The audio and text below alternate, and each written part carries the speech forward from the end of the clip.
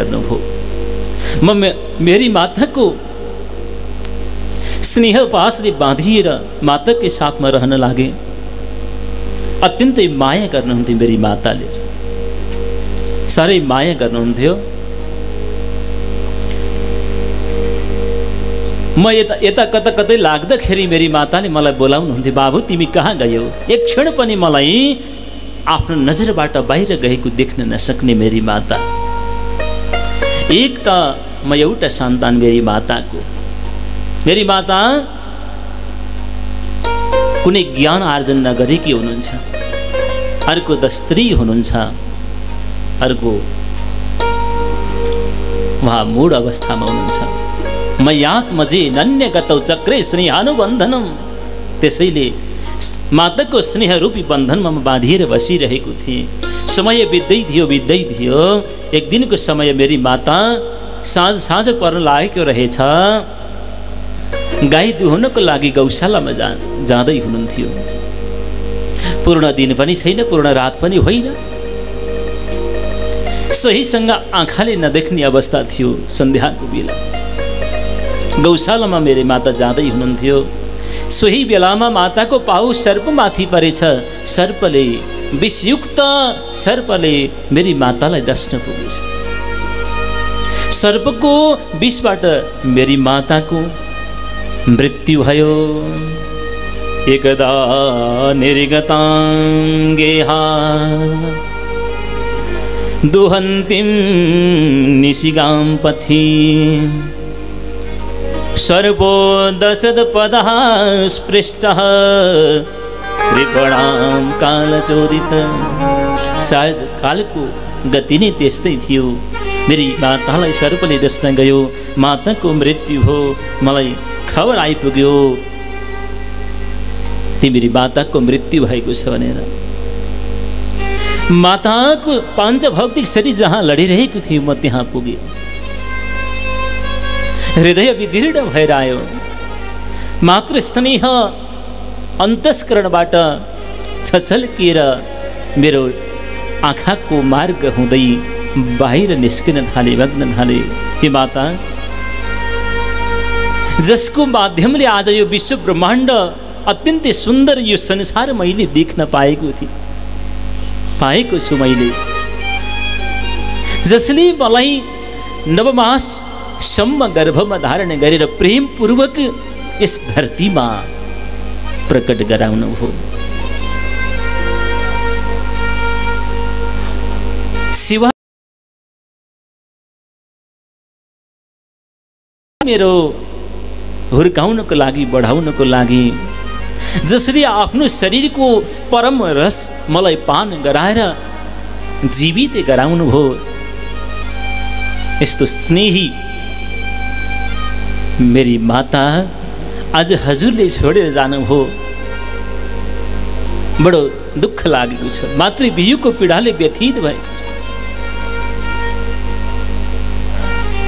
मलाई बार बार हे पुत्र, हे छोरा भनेर बोलाउने मेरी माता आजबाट यस संसार त्याग, संसारबाट आज बिदा लिनुभयो।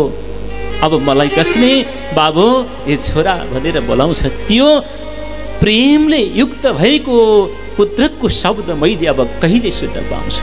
फेरि माताले छोडेर जानुभयो। मैले मेरी माताको गोदमा बसेर भोज्य पदार्थ खाएको त्यो भाव झन्झली आँखामा आइरहेका छन्। ऋण हो, अश्रुधाराहरू वर्षिए। मातृ शोकमा, वियोगमा, वियोगको पीडा बडो दुःखदायी हुन्छ। सबैले मलाई सम्झाउनु भयो, बुझाउनु भयो, बाबु यो समयको खेल हो, यो प्रकृतिको नियम हो। संसारमा आइसकेपछि प्रकृतिभन्दा बाहिर कोही जान सक्दैन, विधिको विधानभन्दा बाहिर कोही जान सक्दैन। तिमीले दुःख नमान, पीडा हुन्छ, दुःख हुन्छ, तर पनि यो यथार्थ हो, सत्य हो। यसलाई हामी अस्वीकार गर्न सक्दैनौँ। सबैले सम्झाउनु हो। म दुखित हुँदै, अत्यन्त चिन्तित हुँदै मेरी माताको अन्त्य संस्कारमा लागे। सबैले सहयोग गर्नुभयो। मेरी माताको मैले दाह संस्कार गर्ने और त्यही कर्मलाई परिपूर्ण गरे। सबैले सान्त्वना दिनुभयो, साथ दिनुभयो। सबैले समाजको यो संसारको भाव नियममा माथि कृपा गर्नुभयो, साथ दिनुभयो। बिस्तारै बिस्तारै प्रभु कृपाले गर्दा, भगवान कृपाले गर्दा मेरो मन बलियो बलियो हुँदै आयो। कता कता मेरो अन्तस्करणमा लाग्न थाल्यो कि हे भगवान, हे प्रभु, आज हजुरले यो आफ्नो सन्तानलाई जसको बन्धनले बाँधेर राखिरहेको थियो त्यही बन्धनलाई हजुरले छुटाइदिनु भयो। हे भगवान, हे प्रभु भन्ने कता कता मेरो अन्तस्करणमा यो भाव जागृत हो। हे भगवान, यो जुन डोरीले बाँधेर म भगवत भक्तिबाट, भगवानको भजनबाट, सेवाबाट विमुख भइरहेको जस्तो हजुरले बुझेर मेरो कल्याणको लागि स्नेहको बन्धन हजुरले आज तोडिदिनु भयो, फुकाइदिनु भयो। प्रभु, कि हजुरले म माथि अवश्य यो कृपा गर्नुभएको हुनुपर्छ भन्ने मेरो अन्तस्करणमा यो भाव जागृत भयो। मैले निश्चय गरेँ कि जुन घरमा मलाई जसले जन्म दिएको थियो सोही पात्र नभइसकेपछि यहाँ बस्नुको कुनै औचित्य छैन। मेरो भन्ने एउटा भौतिक रूपमा भएकी मेरी माताले त छोडेर जानुभयो भने यो संसारमा अरू मेरो को छ, को होला मेरो, को रहन सक्छ, को हुन सक्छ। यस्तो विचार गरेर मैले त्यो कुटिया पनि परित्याग गरेँ। त्यो स्थान, त्यो गाउँ, त्यो देश, त्यो स्थान परित्याग गरेर म निर्जन वनमा प्रवेश गरेँ भगवानको सेवा गर्नको लागि, भगवानको भजन गर्नको लागि। घोर जङ्गलमा पुगे जहाँ हिंसक जन्तुहरू हुन्छन्।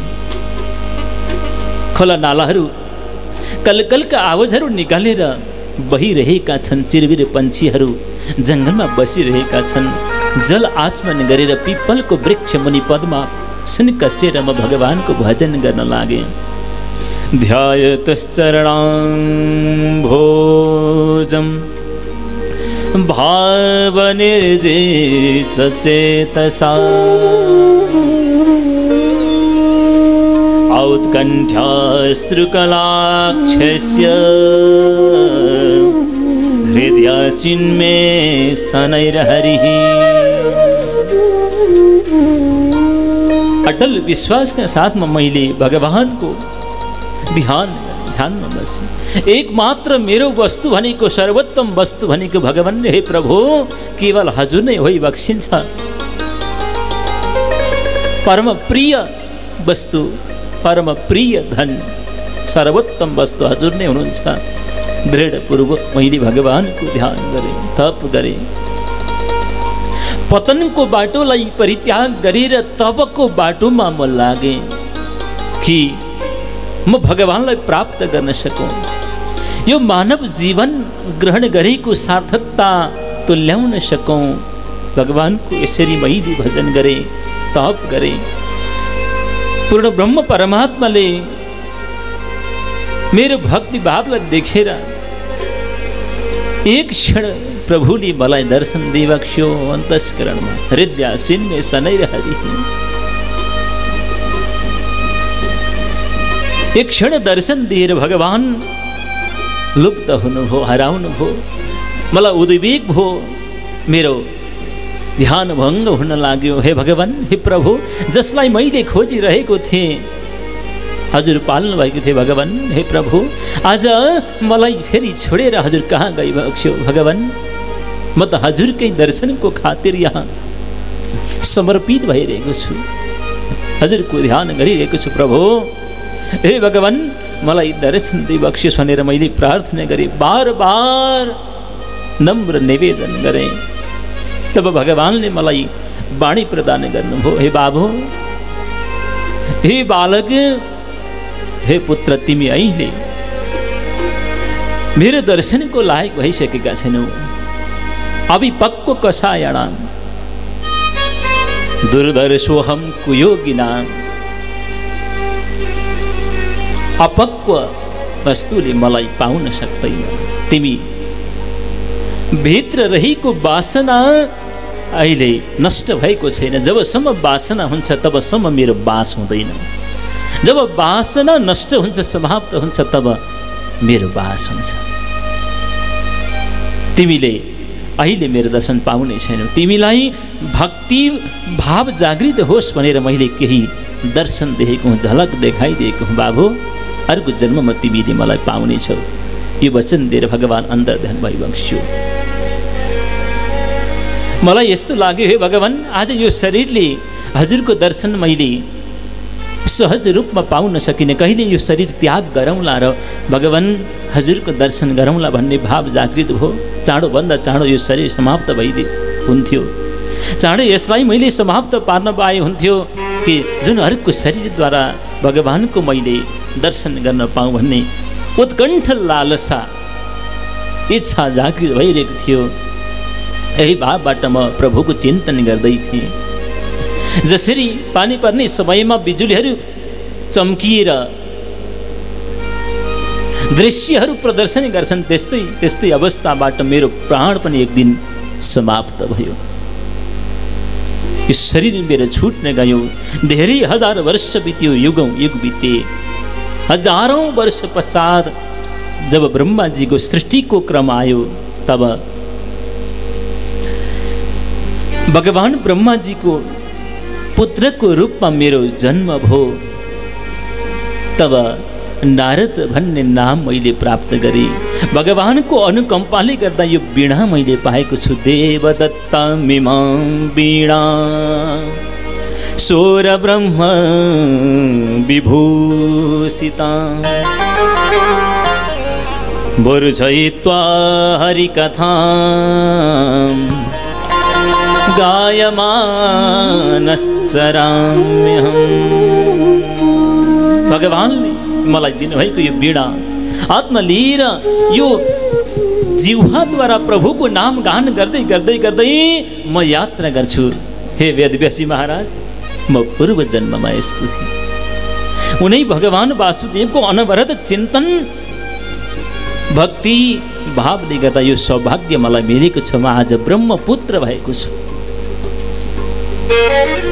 मलाई कहीँ कतै रोकटोक छैन। जहाँ चाहे त्यहाँ पुग्न सक्छु, जान सक्छु। भगवानको नाम गाएर म हिँडिरहेको छु। आहुत इव मे शीघ्रं दर्शनं याति चेतसी। जसको चरण कमलबाट तीर्थ प्रकट भएको छ, जुन तीर्थले सारा विश्व ब्रह्माण्ड प्राणीलाई पवित्र गराउँदछ, यस्तो पूर्ण ब्रह्म परमात्मा मैले उहाँलाई सम्झँदा गान गर्दाखेरि मैले बोलाएको जस्तो मानेर त्यो भाव राखेर मलाई दर्शन दिन आइपुग्नुहुन्छ। धन्य भक्त वत्सल भगवान्। हे प्रभु, हे भगवान्, हजुर धन्य धन्य भइबक्सिन्छ। यो अनुकम्पा मैले यसरी पाएको भन्दै सम्पूर्ण आफ्नो पूर्व जन्मका वृत्तान्तहरू वेदव्यासजी महाराजलाई नारदजीले बताउनु हो। नारदजी, यो संसार केही होइन नि, जो हामी देखिरहेका छौँ यो नित्य रूपमा रहनेवाला छैन, बस्नेवाला छैन। जन्म दुःखम जरा दुःखम जाया दुःखम पुनः पुनः अन्तकालं महादुःखम तस्मात् जागृहि जागृहि।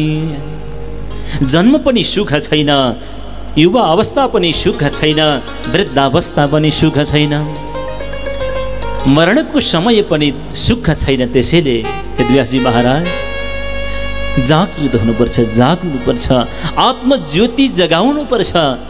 अध्यात्म रूपी ज्योति अन्तस्करणमा जब जाग्दछ तब परमानन्दको प्राप्ति हुन्छ, तब परमानन्दको प्राप्ति हुन्छ। यसरी वेदव्यासजी महाराजलाई नारदजीले भगवत भक्तिको रस आस्वादन गराइदिनु भयो, ज्ञान दिनुभयो।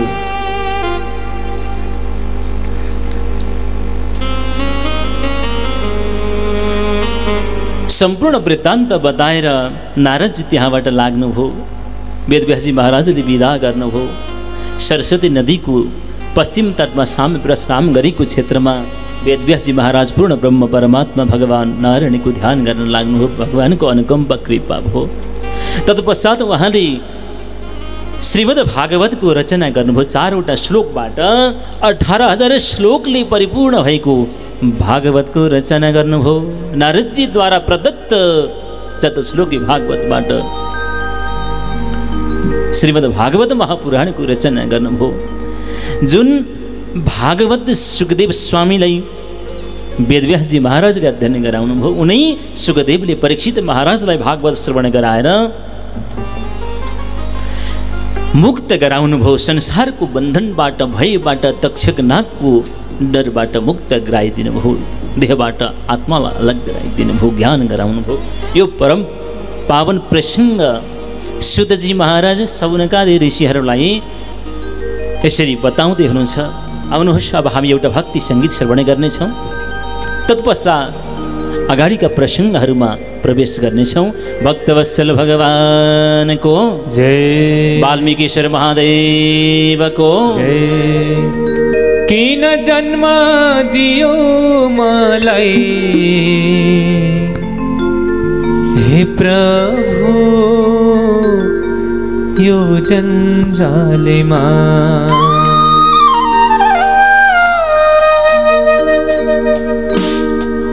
जब पुग्यो दशा खेलौनीको रसा, जब पुग्यो दशा खेलौनाको रसा। किन जन्म दियो मलाई, किन जन्म दियो मलाई हे प्रभु यो जन्जालेमा, हे मलाई हे प्रभु यो जन्जालेमा। जब पुग्यो बिसा जवानीकै रिसा, जब पुग्यो बिसा जवानीकै रिसा। किन जन्म दियो मलाई, किन जन्म दियो मलाई हे प्रभु यो जन्जालेमा, हे मलाई हे प्रभु यो जन्जालेमा।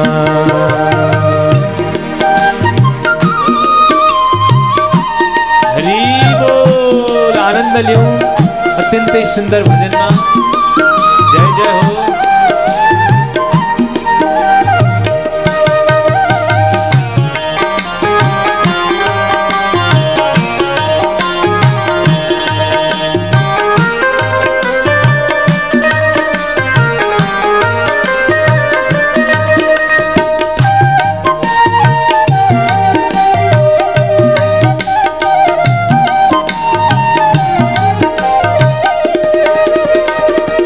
जब पुग्यो तीसा दाजु भाइ के रिसा, जब पुग्यो तीसा दाजु भाइ के रिसा। किन जन्म दियो मलाई, किन जन्म दियो मलाई हे प्रभु यो जन्जालेमा, मलाई हे प्रभु यो जन्जालेमा। जब पुग्यो 40 जहान बच्चा 45, जब पुग्यो 40 जहान बच्चा 45। किन जन्म दियो मलाई, किन जन्म दियो मलाई हे प्रभु यो जन्जालेमा, हे मलाई हे प्रभु यो जन्जालेमा।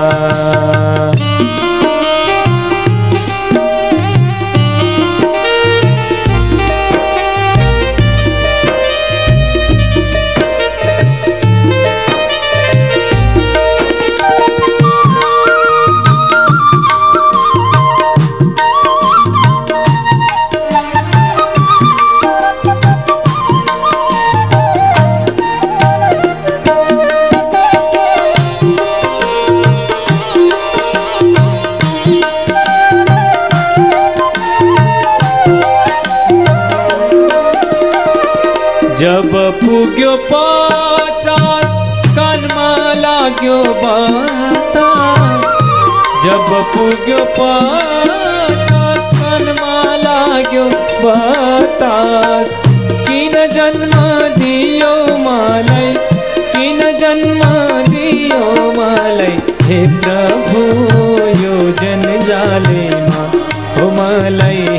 प्रभु योजन जाले माँ। जब पुग्यो 60 हातमा आयो लाठी, जब पुग्यो 60 हातमा आयो लाठी, किन जन्म दियो मलाई, किन जन्म दियो मलाई, हे प्रभु योजन जाले माँ मलाई, हे प्रभु योजन जाले माँ।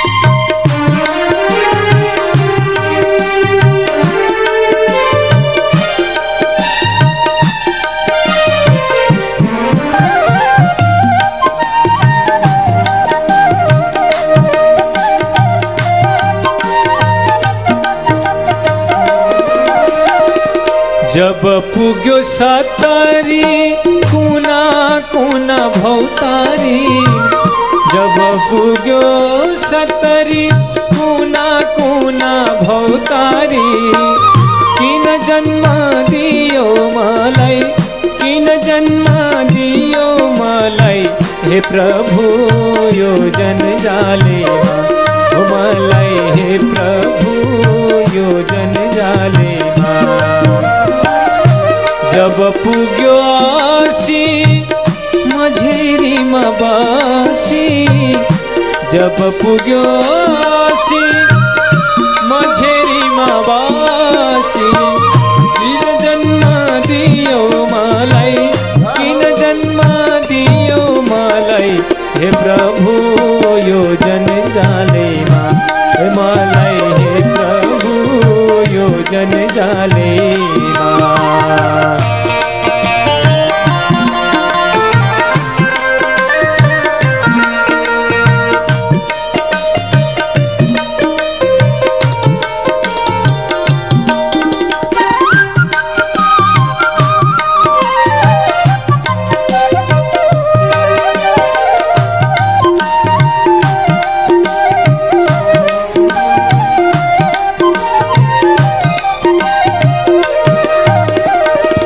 जब पुग्यो 90 योजन हबे काबे, जब पुग्यो 90 योजन हबे काबे, किन जन्म दियो मलाई, किन जन्म दियो मलाई, हे प्रभु योजन जाले माँ मलाई, हे प्रभु योजन जाले माँ।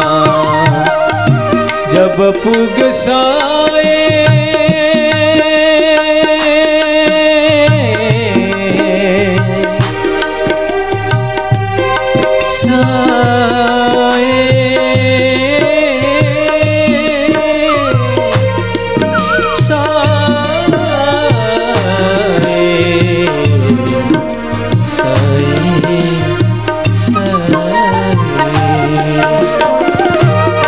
पुग्यो 100 यमराज के भाई, जब पुग्यो 100 यमराज के भाई, किन जन्म दियो मलाई, किन जन्म दियो मलाई, हे प्रभु योजन जाले माँ मलाई, हे प्रभु योजन जाले मलाई, हे प्रभु योजन जाले माँ मलाई, हे प्रभु योजन जाले माँ मलाई, हे प्रभु योजन जाले माँ। भक्तवत्सल भगवान